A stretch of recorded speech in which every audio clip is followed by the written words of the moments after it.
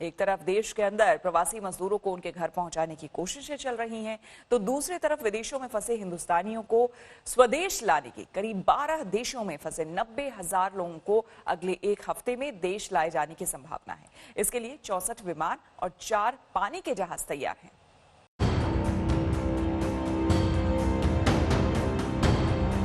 एक जानलेवा वायरस ने समूची दुनिया को जहां का तहां खड़ा कर दिया। उसी में हिंदुस्तान के भी कई लोग दुनिया के अलग अलग हिस्सों में फंसे रह गए, लेकिन सरकार की नजर उनको निकालने पर थी। इसलिए गुरुवार से उनकी घर वापसी के विशेष इंतजाम किए गए हैं। विदेश मंत्रालय के दूतावास और उच्च आयोग ऐसे व्यथित भारतीय नागरिकों की सूची तैयार कर रहे हैं। ये सुविधा पेमेंट बेसिस पर उपलब्ध कराई जाएगी। हवाई यात्रा के लिए नॉन शेड्यूल्ड कमर्शियल फ्लाइट्स का इंतजाम किया जा रहा है। ये यात्राएं फेज्ड मैनर में 7 मई से प्रारंभ होंगी। फ्लाइट लेने से पहले यात्रियों की स्क्रीनिंग की जाएगी। केवल एसिम्प्टोमेटिक ट्रैवलर्स को ही यात्रा की अनुमति होगी। अब आप विस्तार में समझ लीजिए कि विदेशों में फंसे भारतीयों की घर वापसी के लिए सरकार का क्या प्लान है। सरकार के मुताबिक करीब 90,000 भारतीयों को वापस लाया जा रहा है।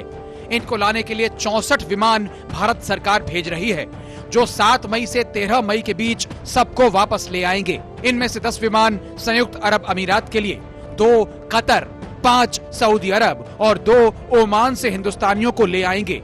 7 विमान अमेरिका, ब्रिटेन और बांग्लादेश से हिंदुस्तानियों को वापस लाएंगे।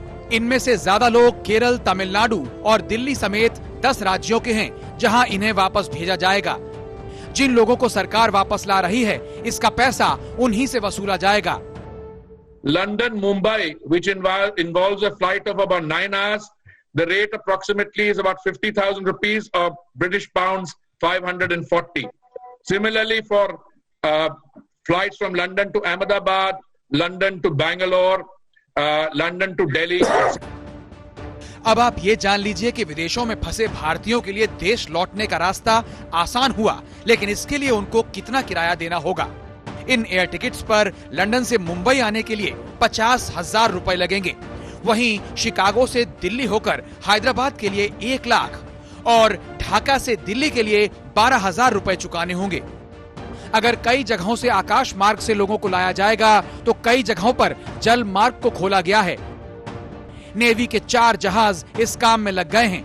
मालदीव में फंसे करीब 2,500 मजदूरों के लिए INS जलाश्व और INS मगर, तो संयुक्त अरब अमीरात के लिए INS शार्दुल और INS ऐरावत को भेजा गया है। विदेश से आने के बाद सभी लोगों को क्वारंटीन सेंटर या अस्पतालों में 14 दिनों तक रखा जाएगा। आज तक ब्यूरो।